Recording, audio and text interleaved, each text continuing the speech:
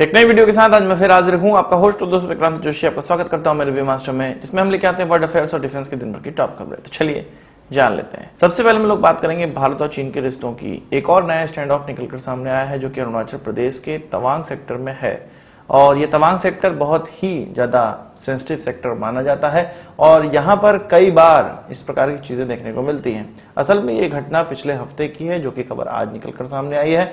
इसमें भारत और चीन के जो सैनिक थे वो पेट्रोलिंग कर रहे थे और आमने सामने पहुंच गए। हालांकि कोई भी झड़प नहीं हुई है और जो लोकल कमांडर थे उनकी सूझबूझ के कारण इस प्रकार की झड़प नहीं हो पाई। इस तरह की पेट्रोलिंग में जो झड़प है वो बहुत समय से चलती आ रही है, कई सालों से चलती आ रही है, और इन झड़प में हाथापाई भी हमें देखने को मिलती है, जिसके कारण पिछले 1.5 सालों से स्टैंड ऑफ चल रहा है भारत और चीन के बीच में। और ये चीज इसलिए होती है कि जो लाइन ऑफ परसेप्शन है भारत और चीन के बीच में, उसमें जब पेट्रोलिंग के लिए पहुंचते हैं और दोनों सेनाएं जब सामने हो जाती हैं तब इस प्रकार की चीजें निकलकर सामने आती है, जो कि तवांग सेक्टर में फिर से देखने को हमें मिली है। इसके अलावा बात करें भारत और चीन के बीच में 13वीं मिलिट्री लेवल टॉक या कमांडर लेवल टॉक होने वाली है, जो कि कल होगी, मोल्डो में होगी, चिसूल में होगी, चाइनीज साइड में होगी। 10:30 बजे से मीटिंग स्टार्ट होगी। जनरली 10:30 बजे से ही मीटिंग स्टार्ट होती है और रात के 2-3 बजे 4 बजे तक भी चल जाती है, पर पिछली मीटिंग इस प्रकार की नहीं थी, बहुत कम समय में ही खत्म हो गई थी। देखना यह है कि इसमें क्या क्या चीजें निकलकर सामने आती हैं। अभी बहुत से ऐसे इलाके हैं जहां पर डिसएंगेजमेंट होना बाकी है और सारे ऐसे इलाके हैं LAC पे जहां पे डिसएंगेजमेंट हो भी गया है, वहां पे डी एस्केलेशन नहीं हुआ है। पीछे के इलाकों में जो सैनिक हैं वो जमावड़ा काफी है, चीन की तरफ से भी काफी जमावड़ा है, और यही चीज हमारे सेना प्रमुख के द्वारा भी कही गई है। उनका ये कहना है कि जो मैटर ऑफ कंसर्न है वो यही है कि चीन के द्वारा लगातार पीछे के एरिया में इंफ्रास्ट्रक्चर डेवलपमेंट किया जा रहा है, जैसे कि ये पता चलता है कि वहां पे और ज्यादा समय के साथ जमावड़ा होगा। इस ठंडी में, इस सर्दियों में भी अगर जमावड़ा रहता है तो इसको हम LOC की तरह ही मान सकते हैं। बस इसको हम लोग एक्टिव LOC नहीं कहेंगे, पर LOC की तरह ही मानेंगे कि यहाँ पर भी डिप्लॉयमेंट करना है। और ये उन्होंने विश्वास दिलाया कि मेरा डिप्लॉयमेंट होगा, जितना चीन की तरफ से डिप्लॉयमेंट होगा उतना ही हमारी तरफ से भी डिप्लॉयमेंट होगा। मैं तो कहता हूं चीन से एक कदम आगे का डिप्लॉयमेंट हमें रखना चाहिए। वहीं हमारे सेना प्रमुख ने यह भी कहा कि भारत जो हैवी इन्वेस्टमेंट है वो रिकॉनेसेंस और इंटेलिजेंस में कर रहा है, और विगत 1 सालों से इस चीज में ज्यादा इन्वेस्टमेंट किया गया है। भारत थोड़ा लेट जगह मुझे लगता है।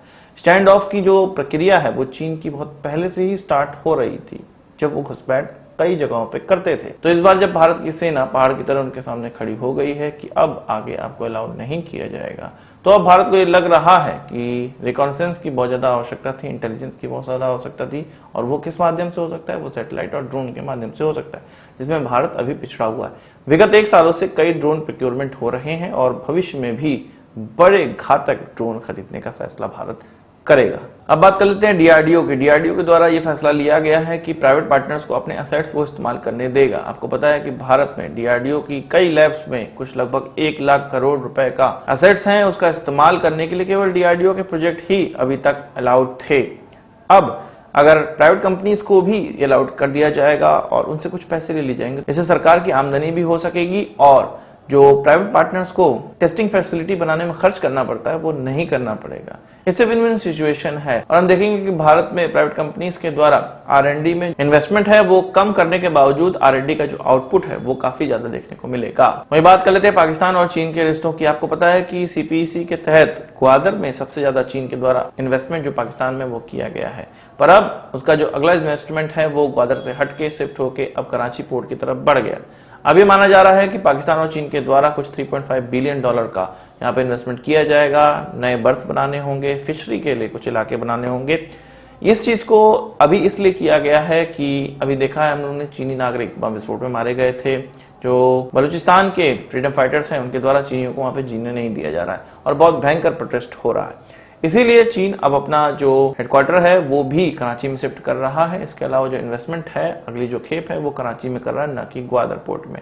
उसको समझ में आ गया है कि हमें पैसे कमाने हैं तो शांत इलाके में कमाते हैं, और पाकिस्तान को ये समझ में आ गया कि हमें जब पैसे ही लेने हैं, पैसे ही कमाने हैं, तो ऐसी जगह में क्यों इन्वेस्टमेंट कराया जाए जहां पर उनके सिक्योरिटी में बहुत ज्यादा खर्च हो जाए। दोनों के लिए एक तरह से विद-विन सिचुएशन है, दोनों का ही स्वार्थ सिद्ध हो रहा है। ऐसा नहीं है कि केवल चीन के द्वारा ही बलूचिस्तान में इन्वेस्टमेंट खींचा गया है, इसके अलावा सऊदी अरेबिया के द्वारा भी यहाँ पे रिफाइनरी लगानी थी और पूरे ग्वादर को वो एक पावर हब की तरह बनाना चाहते थे, पर उसने भी वहां से इन्वेस्टमेंट खींच के पाकिस्तान के दूसरे शहर की ओर बढ़ने का फैसला कर लिया, $10 बिलियन इन्वेस्ट करने थे। खुशी तो तब होगी जब सिंधु देश के जो फ्रीडम फाइटर्स हैं वो भी कराची में चीनियों को जीने नहीं देंगे। पाकिस्तान के द्वारा एक छोटा सा लेटर स्वीडन के पार्लियामेंट में मूव कराने से वो काफी खुश हो रहे हैं।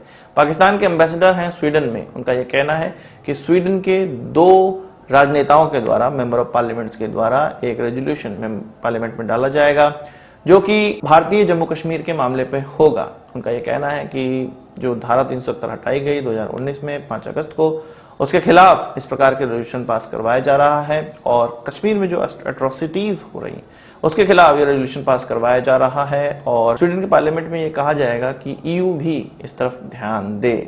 तो पाकिस्तान अपने देश में कुछ तो कर नहीं पा रहा है, विदेशों में इस प्रकार के लेटर्स मूव करा रहा है, उसी से वही चूलन बेच बेच के पैसे प्राप्त करेगा। भारत को इससे क्या फर्क पड़ेगा? भारत को इससे घंटा फर्क नहीं पड़ेगा। मैं बात कर लेते हैं रोमियो हेलीकॉप्टर्स की, MH-60R हेलीकॉप्टर्स की, जिनको सबमरीन हंटर हेलीकॉप्टर्स भी कहा जाता है। आपको पता है कि AUKUS US, ऑस्ट्रेलिया और ब्रिटेन के द्वारा लॉन्च किया गया है, जिसमें कि न्यूक्लियर पावर सबमरीन ऑस्ट्रेलिया को प्राप्त होनी है या दी जानी है या बेची जानी है। अब उनको इस प्रकार के सबमरीन हंटर हेलीकॉप्टर्स 12 की संख्या में बेचे जा रहे हैं। अमेरिका की तरफ से $1 बिलियन में ये सौदा हो रहा है। आपको पता है कि यही हेलीकॉप्टर भारतीय नेवी को भी प्राप्त होंगे और इस साल के अंत तक 3 इस प्रकार के हेलीकॉप्टर भारतीय नेवी को डिलीवर भी हो जाएंगे। तो चीन के खिलाफ वेस्टर्न कंट्रीज के द्वारा ऑस्ट्रेलिया को स्ट्रॉन्ग किया जा रहा है। तो आज की इस वीडियो के लिए बस इतना ही। आशा करता हूं वीडियो पसंद आया होगा। आप उसको एक बात हमसे जरूर देंगे। इस वीडियो से मुझे सवाल सुझाव हो कमेंट बॉक्स में जरूर लाइएगा और यदि आपने हमारे चैनल को सब्सक्राइब नहीं किया उसे भी कर लीजिए, क्योंकि हम इस प्रकार की वीडियो लाते रहते हैं। नमस्कार, थैंक यू, जय हिंद।